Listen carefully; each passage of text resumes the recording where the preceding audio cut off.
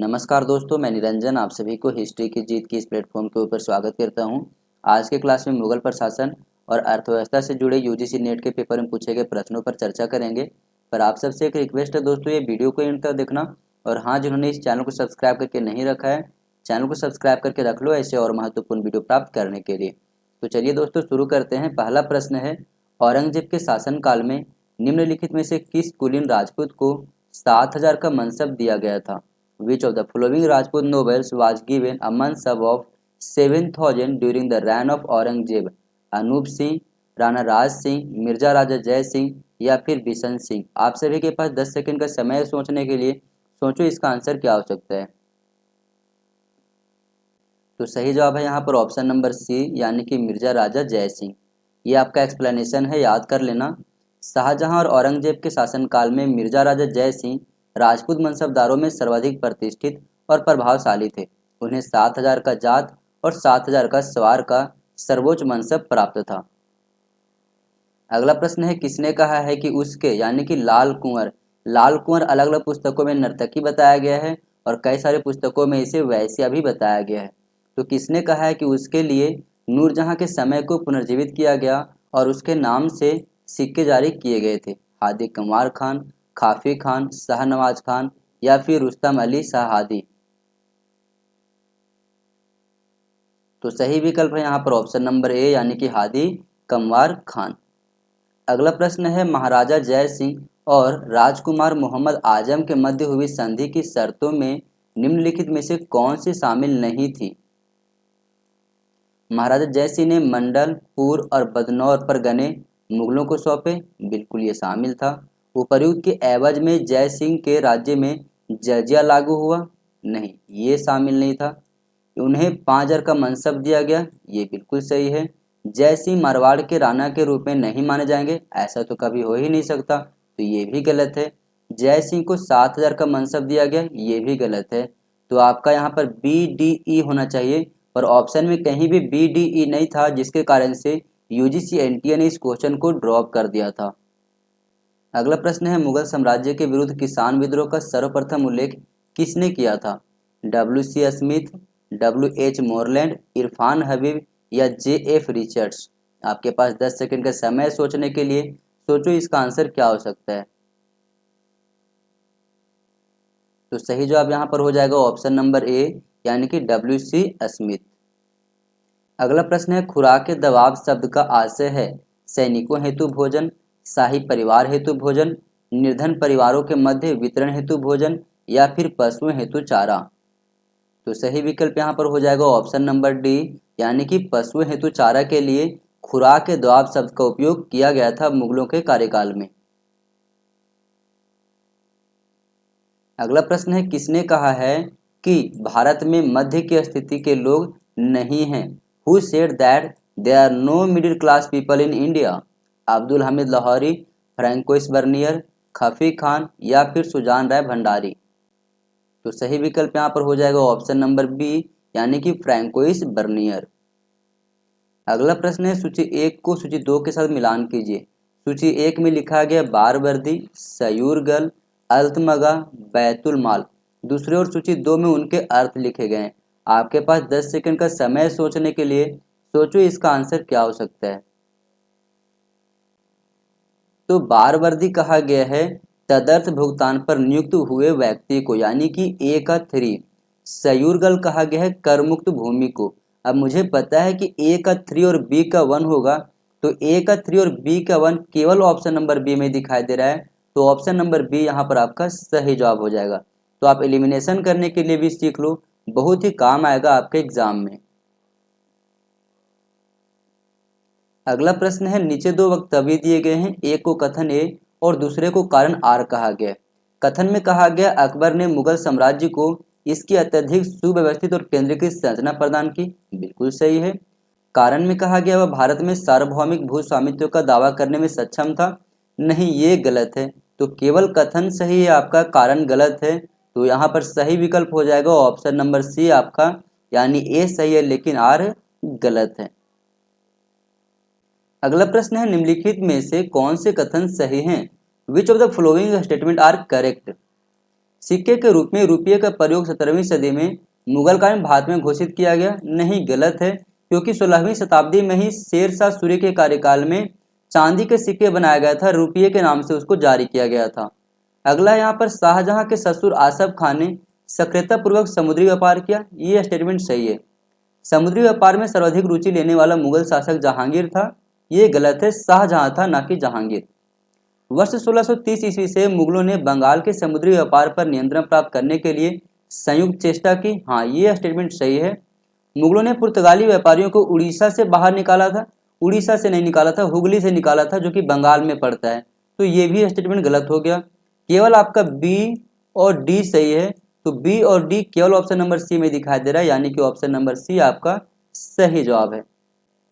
ये स्टेटमेंट को आप लोग याद कर लेना, बहुत ही इंपॉर्टेंट है आप सभी के लिए सारे पॉइंट। अगला प्रश्न है, निम्नलिखित औरंगजेब के शासनकाल में घटित घटनाओं को कालानुक्रम में व्यवस्थित कीजिए। Are in the following event that occur during the reign of Aurangzeb in chronological order. जजिया का पुनः आरोपण, ये घटना है 1679 ईस्वी का। पुरंदर की संधि 1665 ईस्वी में हुआ था छत्रपति शिवाजी के साथ। और अगला है आपका बीजापुर का विजय, ये हुआ था 1686 ईस्वी में। अगला है संभाजी को बंदी बनाना और प्राण दंड, ये घटना है 1689 ईस्वी के। और गोलकुंडा की विजय हुआ था आपका 1687 ईस्वी में। इस प्रकार से अगर देखा जाए तो सही विकल्प यहाँ पर हो जाएगा ऑप्शन नंबर सी आपका। ये डेट आप लोग याद कर लेना, बहुत ही इंपॉर्टेंट है सारे डेट आपके लिए। अगला प्रश्न है, सूची 1 को सूची 2 के साथ मिलान कीजिए। Match list 1 with list 2। List 1 में बताया गया है इदरार, खराज, खालसा और उशर। दूसरे और लिस्ट 2 में उनके अर्थ बताए गए हैं। आपके पास 10 सेकंड का समय है, 10 सेकंड में सोचो इसका आंसर क्या हो सकता है। तो इदरार कहा जाता है कर मुक्त भूमि को, यानी कि ए का हो जाएगा आपका 2। अगर मुझे पता है कि ए का 2 होगा तो ऑप्शन नंबर ए भी कट जाएगा और डी भी कट जाएगा। खराज मतलब होता है भू राजस्व, यानी कि बी का 1। अब ए का 2, बी का 1 केवल ऑप्शन नंबर बी में दिखाई दे रहा है, तो यहाँ पर ऑप्शन नंबर बी आपका सही जवाब हो जाएगा। अगला प्रश्न है, निम्नलिखित में से कौन से कथन सही हैं? Which of the following statement are correct. वर्ष 1649 ईस्वी में अंततः कंधार मुगलों के कब्जों से सफाविदों के अधीन चला गया था। बिल्कुल सही है। जहांगीर के शासनकाल में मुगल बंगाल पर अपना प्रभुत्व स्थापित करने में विफल रहे। गलत है, बिल्कुल उन्होंने जो है अपना प्रभुत्व स्थापित कर लिया था, इसलिए यह स्टेटमेंट आपका गलत हो जाता है। शाहजहां ने मेवाड़ के राणा राज सिंह पर चित्तौड़ पर पुनः किलाबंदी करने के लिए उसके विरुद्ध कार्रवाई की। हाँ, यह स्टेटमेंट सही है। शाहजहां कुमायूं और गढ़वाल के राजाओं को मुगल अधिपत्य स्वीकार कराने में विफल रहा। नहीं, ये भी स्टेटमेंट गलत है आपका। वर्ष 1632 ईस्वी में शाहजहां द्वारा हुगली पर किए गए आक्रमण का पुर्तगालियों द्वारा सफलतापूर्वक प्रतिरोध किया गया। नहीं, ये ऐसा नहीं था। तो केवल आपका यहाँ पर ए और सी सही है। ए और सी ऑप्शन नंबर डी में है, तो ऑप्शन नंबर डी आपका सही जवाब है। अगला प्रश्न है, अकबर के शासनकाल के दौरान निम्नलिखित घटनाओं का सही क्रम में व्यवस्थित करें। Are in the following event during the reign of Akbar in the correct sequence.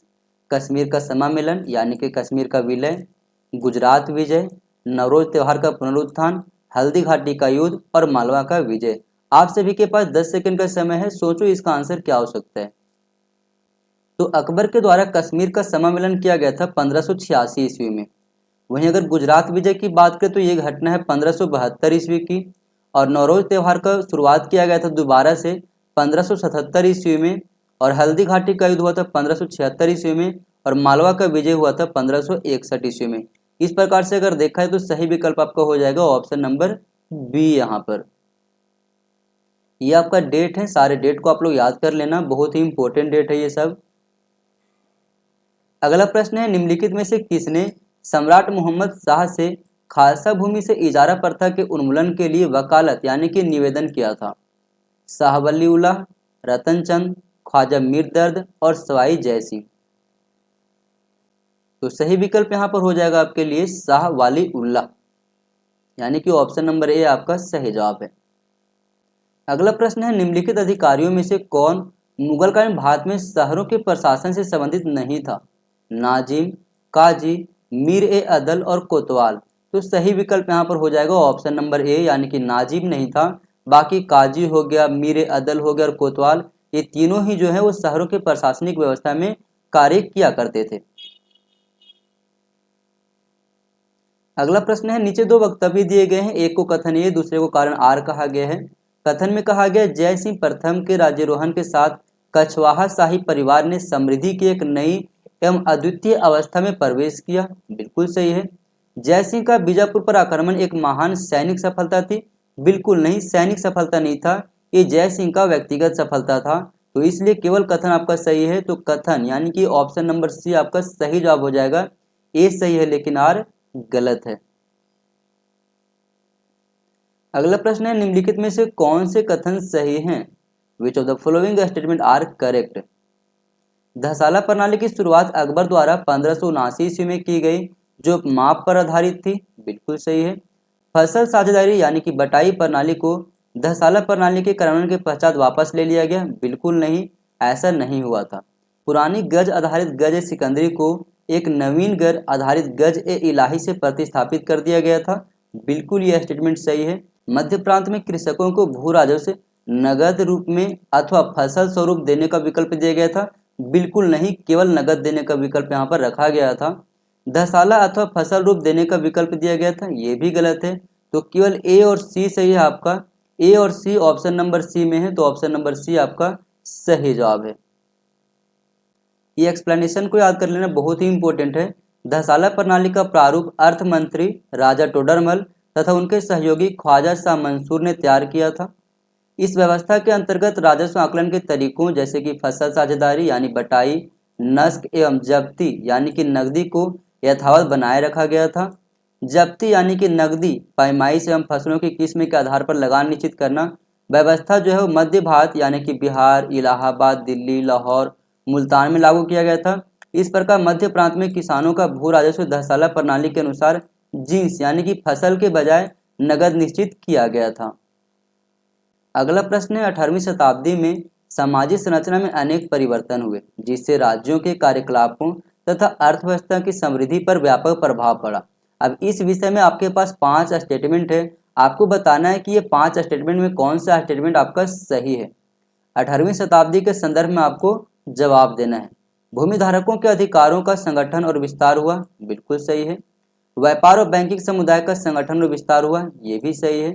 जमींदारों, तालुकदारों तथा किसानों को इजारा प्रदान करने से राज्य का मजबूतीकरण हुआ। बिल्कुल गलत है ये। देश के अर्धबुर्जुआ सहधनी समृद्ध किसानों के वर्ग का उदय हुआ। बिल्कुल सही है। महाजन सह साहूकार ने अपने नाम से इजारा प्राप्त किए। ये भी आपका सही है यहाँ पर। तो ए आपका सही है, बी भी आपका सही है और डी और ई भी सही है आपका। तो A B D E option number B में दिखाई दे रहा है, तो ऑप्शन नंबर बी आपका सही जवाब है। ये एक्सप्लेनेशन है, याद कर लेना, बहुत ही इंपॉर्टेंट है।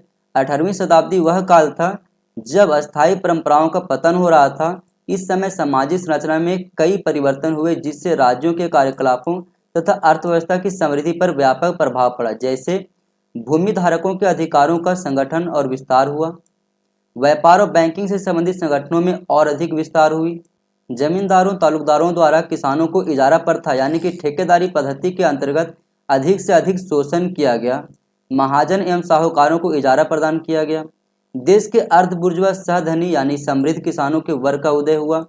भारत आर्थिक, सामाजिक तथा सांस्कृतिक विकास नहीं कर सका। इसका मुख्य कारण राज्य की बढ़ती हुई राजस्व मांगे, अधिकारियों के द्वारा अत्याचार, लगान के ठेकेदारों और जमींदारों की लिप्सा और लूट घसोट की व्यवस्था थी। अगला प्रश्न है, 18वीं शताब्दी में एशिया में भारतीय निर्यात का अभिमुखीकरण प्रत्यक्ष तरीकों से परिवर्तित हुआ। पूर्व में निर्यात व्यापार का अभिमुखीकरण पूर्वी एशिया की ओर था। बिल्कुल गलत है। पश्चिम की ओर जो निर्यात हो रही थी वो अब पूरब की ओर हो गई थी और विशेष करके चीन की ओर। तो ये स्टेटमेंट बिल्कुल ही गलत है। इन परिवर्तनों के पीछे का निहित कारक भारतीय मुगल साम्राज्य में व्याप्त भारी संकट था। बिल्कुल सही है। व्यापार के पारंपरिक केंद्रों को भारी नुकसान का सामना करना पड़ा। ये भी सही है। भारतीय प्रशासन के सीमा शुल्क प्रतिलेखों से इसके बारे में महत्वपूर्ण सूचनाएं प्राप्त होती हैं। बिल्कुल गलत है ये। बम्बई, मद्रास और कलकत्ता व्यापार के नए केंद्र के रूप में उभर कर सामने आए। बिल्कुल सही है आपका। तो यहाँ पर आपका सही हो जाएगा बी, सी और ई। बी, सी, ई ऑप्शन नंबर सी में दिखाई दे रहा है, तो ऑप्शन नंबर सी आपका यहाँ पर सही जवाब है। अगला प्रश्न है, अकबर के शासनकाल के दौरान चेला निम्नलिखित में से किससे संबंधित थे? हरम की प्रहरी, सैन्य सेनापति, दासों का दास्ता या फिर जागीरदार? आपके पास 10 सेकंड का समय है सोचने के लिए। सोचो इसका आंसर क्या हो सकता है। तो सही विकल्प यहाँ पर हो जाएगा ऑप्शन नंबर सी, यानी कि दासों की दास्ता को अकबर के कार्यकाल में चेला कहा जाता था। अगला प्रश्न है, गज सवाई शब्द निम्नलिखित में से किससे संबंधित है? बाजार, तोप, जहाज या फिर प्रशासनिक पद? तो सही जवाब है यहाँ पर ऑप्शन नंबर सी, यानी कि जहाज हुआ करता था मुगल काल में एक, उसे गज सवाई कहा जाता था। अगला प्रश्न है, सूची 1 को सूची 2 से मिलान कीजिए। मैच लिस्ट 1 विथ लिस्ट 2, दबीर, सर ए नौबत, मजूमदार और चिटनिस। दूसरे और उनके अर्थ दिए गए। आपके पास 10 सेकंड का समय सोचने के लिए। सोचो इसका आंसर क्या हो सकता है। तो दबीर कहा गया आपका समारोह के प्रधान अधिकारी को, और सर ए नौबत कहा गया सेना के कमान संभालने वाले अधिकारी को। अब मुझे पता है कि ए का 1 और बी का 3 होगा, तो ए का 1 बी का 3 केवल ऑप्शन नंबर बी में दिखाई दे रहा है, तो ऑप्शन नंबर बी यहाँ पर आपका सही जवाब है। अगला प्रश्न है, अकबर के राज्य में किस राजपूत शासक को सर्वोच्च मनसब प्राप्त था? बीकानेर के राय सिंह, जोधपुर के राजा मान सिंह, बूंदी के महाराज सुरजन सिंह या फिर आमेर के कुंवर मान सिंह? तो सही विकल्प यहाँ पर हो जाएगा ऑप्शन नंबर डी आपका, यानी आमेर के कुंवर मान सिंह। अगला प्रश्न है, निम्नांकित को कालक्रम में व्यवस्थित कीजिए। Arrange the following in chronological order. Goa के पुर्तगाली वायसराय द्वारा एंटोनियो कैब्रल को अकबर के दरबार में राजदूत के रूप में भेजा जाना, यह घटना है 1576 ईस्वी को। दिल्ली में हुमायूं के मकबरे का निर्माण करना, यह घटना है 1565 ईस्वी का। रानी दुर्गावती का निधन हुआ था 1564 ईस्वी में। राजा टोडरमल का निधन हुआ था 1589 ईस्वी में। और महाराणा प्रताप और मुगल सेना के मध्य हल्दी घाटी का युद्ध हुआ था 1576 ईस्वी में 18 जून को। इस प्रकार से देखा है तो सबसे पहले तो आपका सी आएगा और सी के बाद आपका आएगा बी। तो सी के बाद बी केवल ऑप्शन नंबर डी में दिखाई दे रहा है, तो ऑप्शन नंबर डी यहाँ पर आपका सही जवाब है। ये डेट को आप लोग याद कर लेना, सारे डेट आपके इंपॉर्टेंट है। अगला प्रश्न है, निम्नांकित में से कौन से कथन सही हैं? Which of the following statement are correct? Akbar के दरबार में तंबाकू 1604-5 में आरंभ किया गया, बिल्कुल सही है। लहरी बंदरगाह सिंध प्रांत का प्रमुख समुद्री पतन था, जहां से सूती वस्त्र पर्सिया की खाड़ी में निर्यात किया जाता था, ये भी सही है स्टेटमेंट। पिपली बंदरगाह मालाबार के समुद्री तट पर अवस्थित था, बिल्कुल गलत है। पिपली बंदरगाह उड़ीसा में पड़ता है और उड़ीसा पड़ता है कोरोमंडल तट की ओर, तो यहाँ पर ये आपका स्टेटमेंट जो है गलत हो जाएगा। मोरलैंड के अनुसार 1640 से 60 ईस्वी के मध्य भारत में 13 बार दुर्भिक्ष हुए थे, बिल्कुल सही है आपका। 16वीं सदी में सोरा यानी कि साल्ट पीटर की सर्वाधिक आपूर्ति कश्मीर से होती थी? नहीं, कश्मीर से नहीं होता था, बिहार से हुआ करता था। तो केवल आपका ए बी और डी सही हो जाएगा। A B D option number C में है, तो ऑप्शन नंबर सी आपका सही जवाब है। अगला प्रश्न है, मलिक अंबर के बारे में निम्नलिखित में से कौन से कथन सही हैं? Which of the following statement about Malik Ambar are correct? Malik Ambar को मुर्तजा निजाम शाह के मंत्री चंगेज खां के हाथों अहमदनगर में बेचा गया, बिल्कुल सही है। भटवादी का युद्ध मलिक अंबर द्वारा विजित दक्कन के इतिहास में सर्वाधिक निर्णायक युद्धों में से एक था, बिल्कुल सही है। वर्ष 1607 ईस्वी में मलिक अंबर ने अपनी राजधानी दौलताबाद से लगभग 10 मील दूर खिरकी में स्थानांतरित किया, ये स्टेटमेंट गलत है क्योंकि 1601 में किया था, न कि 1607 ईस्वी में। मलिक अंबर ने गुजरात के गवर्नर अब्दुल्ला खां को पराजित किया, बिल्कुल सही है। मलिक अंबर की राजस्व प्रणाली प्रमुखता राजा टोडरमल के मॉडल पर आधारित थी, बिल्कुल सही है। तो सही यहाँ पर हो जाएगा ए बी डी और ई। ए बी डी ई केवल ऑप्शन नंबर डी में दिखाई दे रहा है, तो ऑप्शन नंबर डी आपका सही जवाब है। अगला प्रश्न है, अकबर ने बैरम खान के पतन के तत्काल बाद वकील के पद पर किसे नियुक्त किया था? आदम खान, शमसुद्दीन अतगा खान, मुनीम खान या फिर हकीम सूर को? तो सही विकल्प यहाँ पर हो जाएगा ऑप्शन नंबर सी आपका, यानी कि मुनीम खान को नियुक्त किया था। अब हम अगले क्लास में कंटिन्यू करेंगे दोस्तों, पर आप सबसे एक रिक्वेस्ट है, वीडियो कैसी लगी कमेंट सेक्शन में जरूर बताना। और हाँ दोस्तों, जिन्होंने इस चैनल को सब्सक्राइब करके नहीं रखा है, चैनल को सब्सक्राइब करके रख लो ऐसे और महत्वपूर्ण वीडियो प्राप्त करने के लिए। थैंक यू दोस्तों, अगले क्लास में फिर मिलेंगे।